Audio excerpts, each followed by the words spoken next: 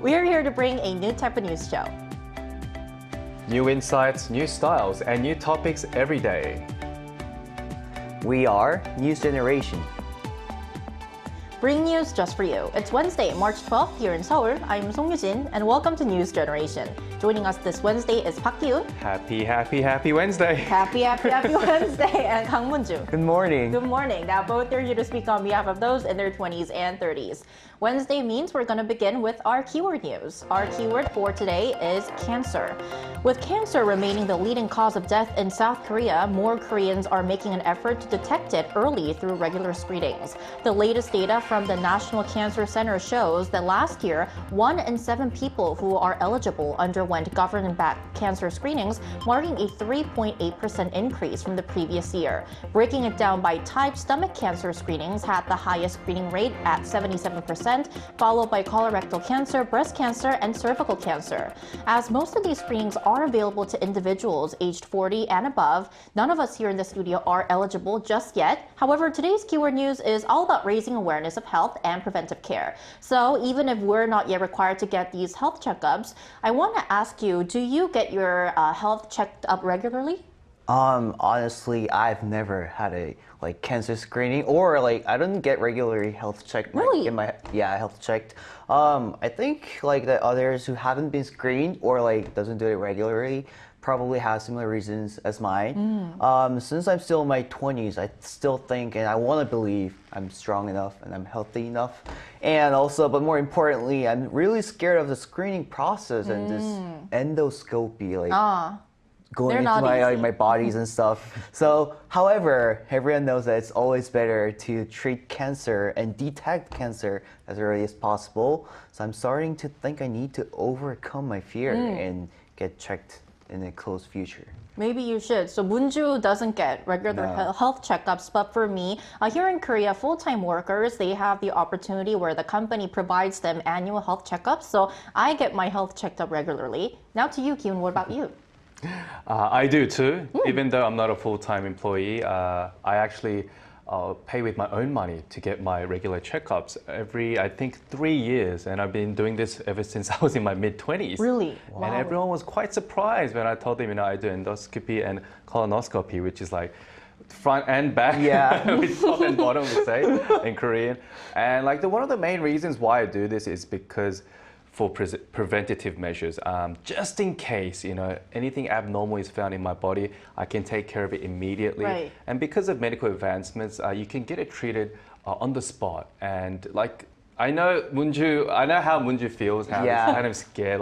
What if something happens? What if I find something that's deadly, or not deadly, but really harmful to my body? But it's better to get rid of it at an early stage, because the more you just leave it in your body, that's the worse when it gets. And that's when it becomes cancerous. So I think it's really important that we do regular checkups. Also, because if you have family members who have probably passed away with some kind of cancer, it might be in your genes as well. So you got to be mindful of that, and just better safe than sorry. Right, and better late than ever. Exactly. All right, and that was our keyword news for this Wednesday. We're now going to move on to our main discussion of the day. Wednesday means it's time to explore the latest lifestyle trends shaping our generation. Take a look at the screen to find out more. If someone asked you, how satisfied are you with your life right now? Or would you say you're happy? What would your answer be on a scale from 1 to 10? Today on NewsGen, we're diving into life satisfaction in Korea.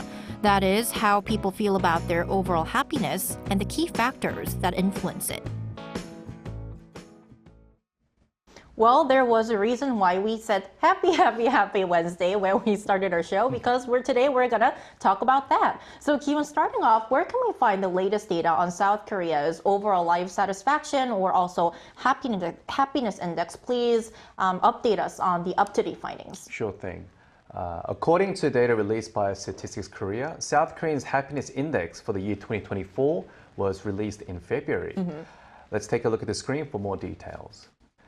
Based on a scale of 0 to 10, 10 being the happiest, the life satisfaction index of those aged 19 and over was on the rise throughout the COVID-19 period, rising from 6 in 2020 to 6.5 in 2022, but dropped slightly to 6.4 in 2023. The survey was conducted with a question of a subjective level of satisfaction with objective living conditions. And more specifically, the reasons for the slight decline include a decline in family relationship satisfaction, decreased interpersonal trust, and reduced leisure time. And the MZ generation scored 6.5 points, which was slightly higher than that of the older adults, but lower than that those of in their 40s.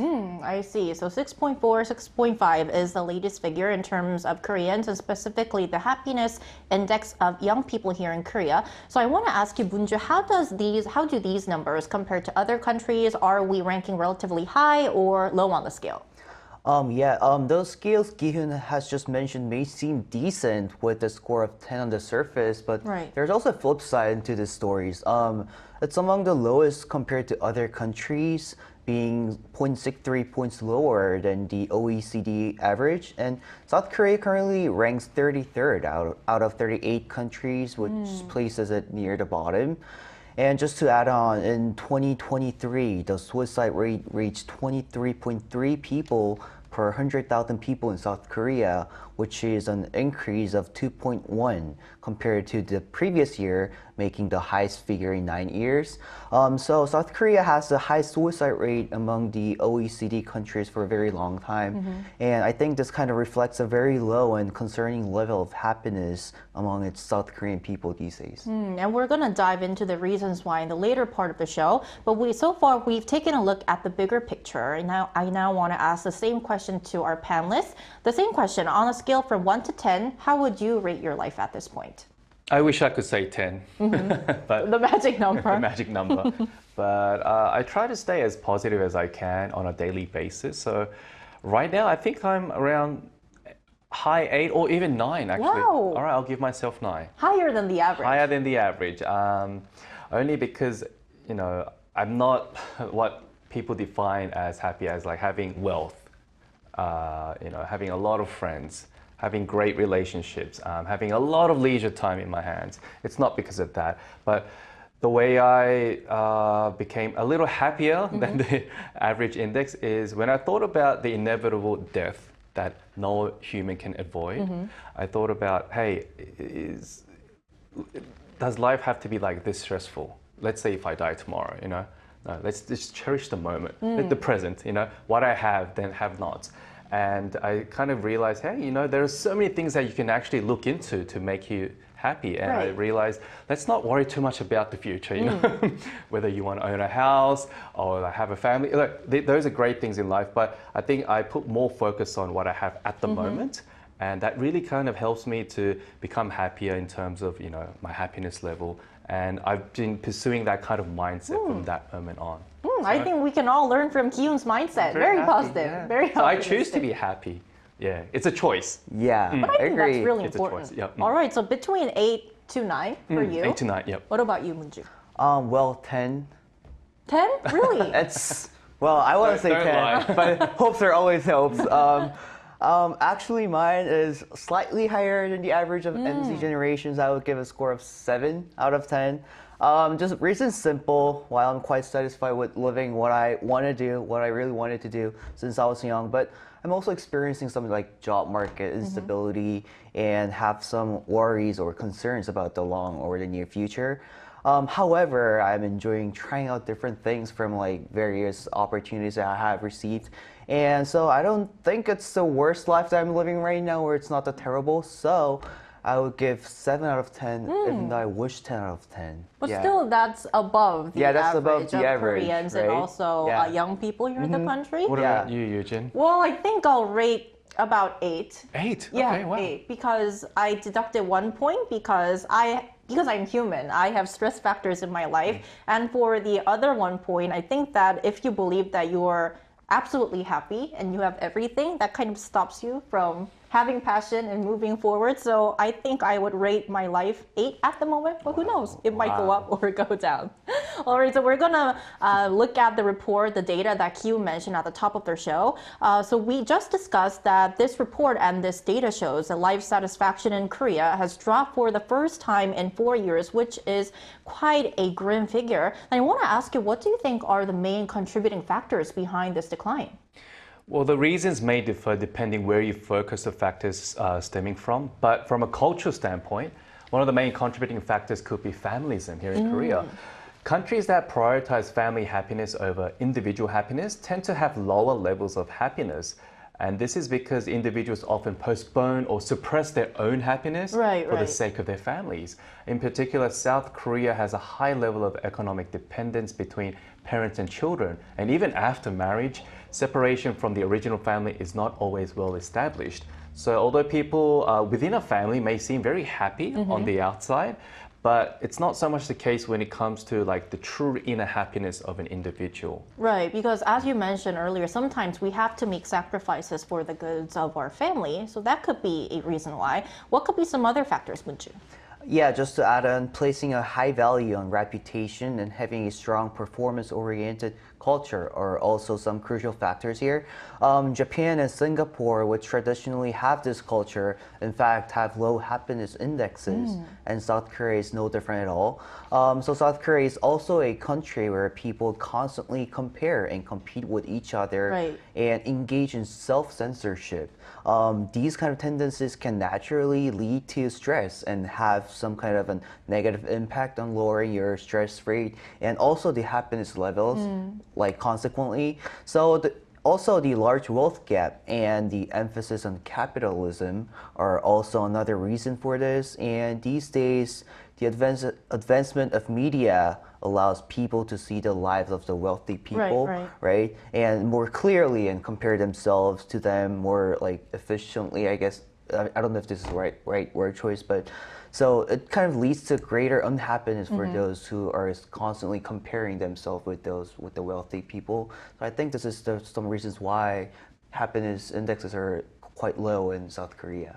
Absolutely. And alongside this decrease, another particularly interesting finding in this report is that happiness levels varied significantly based on income, which really challenges the widely known saying that money can't buy happiness. So could you please break this down for us, Kyun? I guess money can buy happiness. Maybe. or at least buy things that make you happy. Yeah. So life satisfaction varied by income level, like you just said. Households with an income of less than 1 million Korean won, scored 0.7 points lower than the average, while happiness increased as income rose. Households earning 6 million won or more had a score of 6.6, exceeding the average. The happiness index for those in the 50s or older was much lower, which is closely related to the declining income levels and, of course, the widening gap of like the poverty rates. Yeah. Right, and I think this especially holds true because we're now experiencing high inflation, a lot of economic uncertainty, especially these days.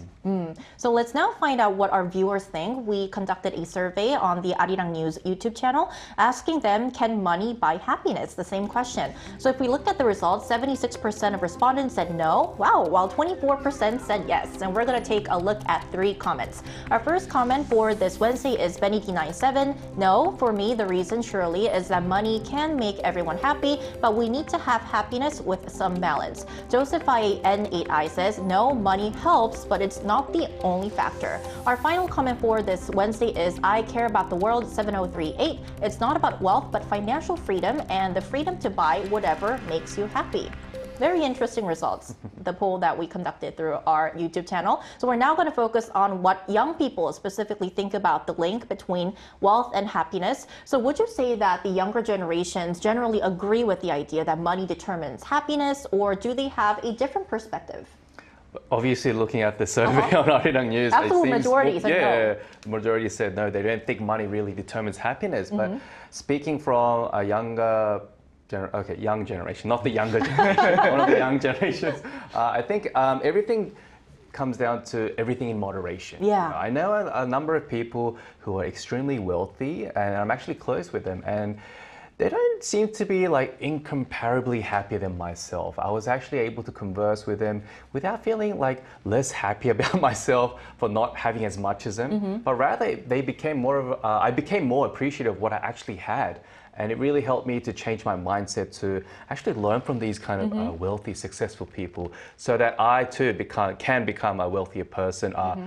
from that moment on. And I think money can definitely be a source of happiness as well. It can kind of serve as a motivation, right? And for a you to work motivation as harder. well, yep. What do you think, Minju? Yeah, I believe it's yes and no. While money is still an important aspect for MZ generations, and they have shown tendencies to like find happiness through like spending some money, such as in trends like flex or YOLO or you only live once. But recently, there has been a shift among a Korean MZ generations towards valuing small but certain happiness or the joy of a simple day. They are also finding joy in accumulating their own special moments or places or like personal treasures, which we call topping economy, which refers to the concept of personalizing and decorating one's own belongings to match individual tastes. Additionally, to escape the obligation of flaunting their happinesses on social media, they're engaging in activities like detoxes, pursuits like reading, handwriting, or meditation are some like factors or efforts to find inner happiness that MZ generations are practicing these days.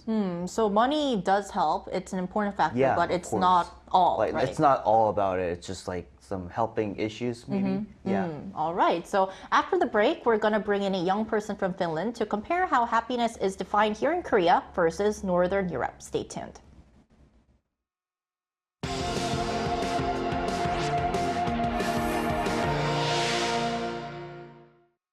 NewsGen wants to hear from you. Go to YouTube and search our channel Arirang.News. Click Community and leave a comment down below. Make a new type of news with us. Welcome back. Joining us today is Julia Barlund, a millennial from Finland. Welcome, Julia, to the show. Hello, it's nice to be here with It's you. great to have you on the show too. So, Julia, Finland has been consistently ranking among the highest in the Global Happiness Index as far as we know. So, we want to ask you, what do you think is the key to that? Personally, I think that Finland's happiness comes actually from a combination of social trust and also strong welfare system, as well as we really value the balance in life. So we have a very balanced approach in life, and also people really so trust the government and institutions, and that reduces the stress of about the basic needs what we have. So healthcare, education, and also social security, and of course, more stress-free life kind of leads to maybe a happier life. And also, since we have a really deep respect for personal time, so there is a not good work-life balance system. And also, I think that we really think that nature plays a huge role in our well-being.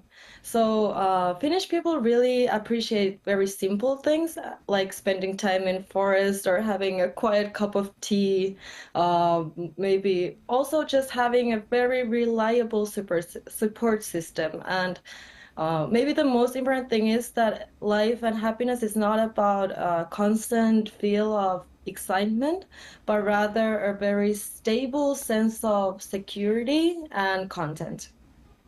Well, you mentioned all the key points, factors of how to stay happy. But my question is, how do people in Finland generally view the connection between financial wealth and happiness? Is it considered like a major factor in Finland? I think, of course, financial stability is very important for everyone, but excessive wealth is not really linked to happiness in Finland. I think like people believe that having enough to live comfortably is very important, but beyond that, social relationships, health, and also personal freedom to do what you want to do without feeling the sense of danger or that your security is not ensured is more important.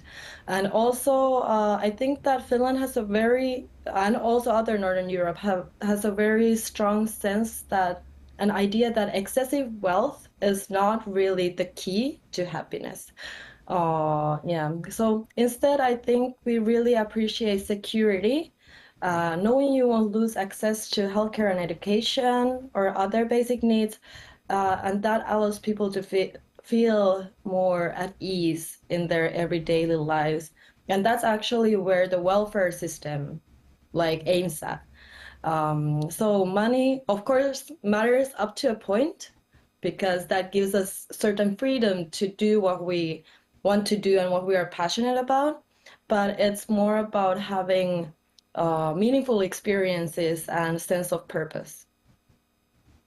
Yeah, you kind of mentioned this earlier about like elements that you think is needed for happiness, but among those, which one do you think is the most important element? And also, how would you define the happiness in your own words, Yulia? It's a quite difficult question, but for me, happiness is, I would say, about balance and fulfillment, maybe.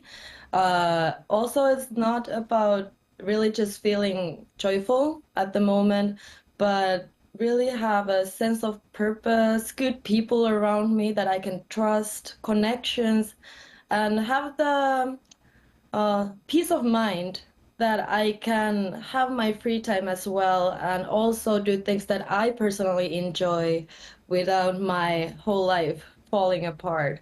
So, yeah, I think like feeling safe is very essential as well as just simple. I have to say this since I'm from Finland, like the nature, spending time in nature, having the opportunity to go to sauna. I don't know, just like sharing time with people that I care about. That's really the essence of happiness for me, and maybe just appreciating what you have at the moment, being really thankful every day about what you have, more than really just aiming and running for more.